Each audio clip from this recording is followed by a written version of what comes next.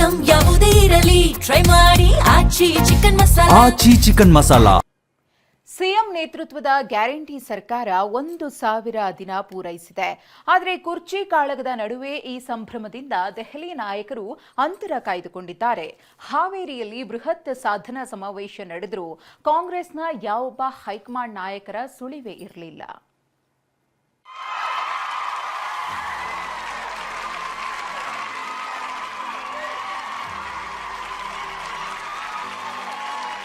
ಕುರ್ಚಿ ಕದನದ ಕಿಚ್ಚು ತಣ್ಣಗಾಗ್ತಿಲ್ಲ.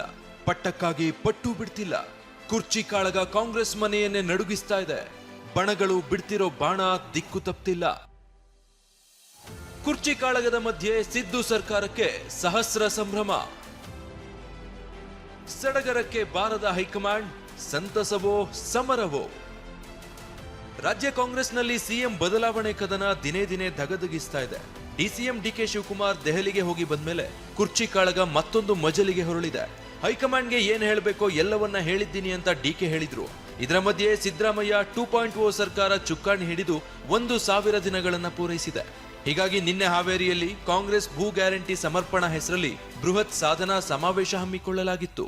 ಸಮಾವೇಶದಲ್ಲಿ 2028ರವರೆಗೂ ಸಿದ್ದರಾಮಯ್ಯನವರೇ ಸಿಎಂ ಅನ್ನೋ ಘೋಷಣೆಗಳು ಕೇಳಿ ಬಂದ್ವು.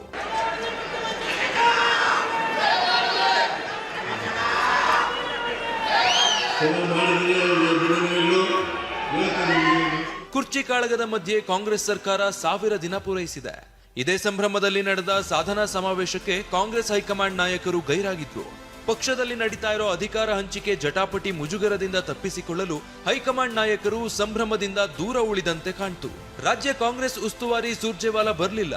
ಬೆಂಗಳೂರಲ್ಲಿದ್ರೂ ಎಐಸಿಸಿ ಅಧ್ಯಕ್ಷ ಮಲ್ಲಿಕಾರ್ಜುನ್ ಖರ್ಗೆ ಹಾವೇರಿ ಕಡೆ ಮುಖ ಹಾಕಲಿಲ್ಲ. ರಾಹುಲ್ ಆಗ್ಲಿ ಮತ್ತೊಬ್ಬರಾಗ್ಲಿ ಇತ್ತ ಸುಳಿಯಲೇ ಇಲ್ಲ.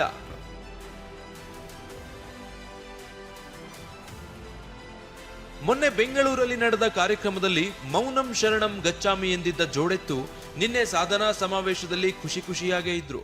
ಡಿಕೆ ಮತ್ತು ಸತೀಶ್ ಜಾರಕಿಹೊಳಿ ಒಂದೇ ಕಾರಲ್ಲಿ ಸಮಾವೇಶಕ್ಕೆ ಬಂದ್ರು. ಡಿಸಿಎಂ ಅಭಿಮಾನಿಗಳು ತಮ್ಮ ನಾಯಕರ ಪರ ಜೈಕಾರ ಹಾಕಿದ್ರು. ಬೇರೊಂದು ಕಾರ್ಯಕ್ರಮದ ಹಿನ್ನೆಲೆಯಲ್ಲಿ ಡಿಕೆ ತರಾತುರಿಯಲ್ಲಿ ಭಾಷಣ ಮುಗಿಸಿ ಹೊರಟರು.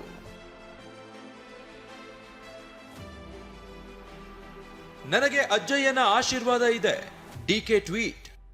ಶ್ರಮಕ್ಕೆ ತಕ್ಕ ಪ್ರತಿಫಲ ಸಿಕ್ಕೇ ಸಿಗುತ್ತೆ ಅಂತ ನಂಬಿಕೆ ಇಟ್ಕೊಂಡಿರೋ ಡಿಕೆ ಮತ್ತೊಂದು ಸಂದೇಶ ರವಾನಿಸಿದ್ದಾರೆ.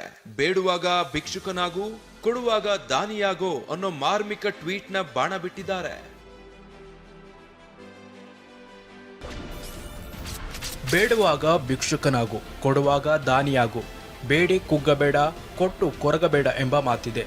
ನಾನು ಡಿಸಿಎಂ ಆಗಿ ಅಲ್ಲ, ಈ ಮಠದ ಒಬ್ಬ ಭಕ್ತನಾಗಿ, ಶ್ರೀಗಳ ಶಿಷ್ಯನಾಗಿ, ಅಜ್ಜನ ಒಬ್ಬ ಅನುಯಾಯಿಯಾಗಿ ಸೇವೆ ಮಾಡುತ್ತಿದ್ದೇನೆ. ನನಗೂ ಅಜ್ಜಯ್ಯನಿಗೂ ಇರುವ ಸಂಬಂಧ ಹಾಗೂ ನಂಬಿಕೆ ಎಲ್ಲರಿಗೂ ಗೊತ್ತಿದೆ.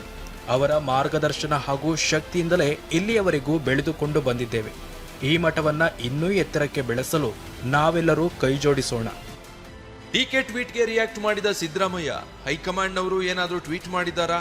ಇಲ್ವಲ್ಲ, ಹೈಕಮಾಂಡ್ ಹೇಳಿದ್ದೆ ಫೈನಲ್ ಅಂದ್ರು. ಆದ್ರೂ ನಿಮ್ ನಾಯಕರ ಶ್ರಮಕ್ಕೆ ಫಲ ಸಿಗುತ್ತೆ ಹಂಗೆ ಅಂತ ಟ್ವೀಟ್ ಮಾಡೋದು ಹೈಕಮಾಂಡ್ ಅವ್ರು ಮಾಡಿದಾರ. ಹೈಕಮಾಂಡ್ ಅವರು ಏನ್ ಹೇಳ್ತಾರೆ ಅದು ಕೇಳೋದು ನಾನು. ನೀವು ಪುನಃ ಅದನ್ನೇ ಯಾಕೆ ಕೇಳ್ತೀರಿ? ಹೈಕಮಾಂಡ್ ಅವ್ರು ಏನ್ ಹೇಳ್ತಾರೆ ಹಂಗೆ ಕೇಳ್ಬೇಕು. ಇನ್ನು ಕಾಂಗ್ರೆಸ್ ಕುರ್ಚಿ ಕಾಳಗದ ಮಧ್ಯೆ ಬಿಜೆಪಿ ನಾಯಕರು ಏನಂದ್ರು ಕೇಳಿ. ಬಜೆಟ್ ಮಂಡನೆಗೆ ಮುಂಚೆ ಆದ್ರೂ ಕುರ್ಚಿ ಸಮಸ್ಯೆ ಬಗೆಹರಿಸ್ಬೇಕು. ಕುರ್ಚಿಯ ಸಮಸ್ಯೆ ರಾಜ್ಯದ ಜನರ ಸಮಸ್ಯೆ ಅಲ್ಲ. ನಿನ್ನೆ ದಿನ ಡ್ಯಾಮ್ಗಳ ಸಂರಕ್ಷಣಾ ಸಮಾವೇಶ ಮಾಡಿದ್ರು. ಒಂದೇ ವೇದಿಕೆ ಮೇಲೆ ಮುಖ್ಯಮಂತ್ರಿ ಉಪಮುಖ್ಯಮಂತ್ರಿ ಇದ್ರೂ ಕೂಡ ಒಬ್ಬರನ್ನೊಬ್ಬರನ್ನು ಮುಖ ನೋಡದೇನೆ ಕಾರ್ಯಕ್ರಮವನ್ನು ಮಾಡಿದ್ರು. ಕೈಮನೆಯಲ್ಲಿನ ಬೆಳವಣಿಗೆ ನೋಡ್ತಾ ಇದ್ರೆ ಫೆಬ್ರವರಿ 17ರ ನಂತರ ಕ್ಲೈಮ್ಯಾಕ್ಸ್ ಬಿರುಗಾಳಿ ಬೀಸುತ್ತಾ ಅನ್ನೋ ಕುತೂಹಲ ಎಲ್ಲರನ್ನೂ ಕಾಡ್ತಿದೆ. ಹಾವೇರಿಯಿಂದ ಅಣ್ಣಪ್ಪ ಬಾರ್ಕಿ ಜೊತೆ ಪ್ರಸನ್ನ, ಟಿವಿ9 ಬೆಂಗಳೂರು.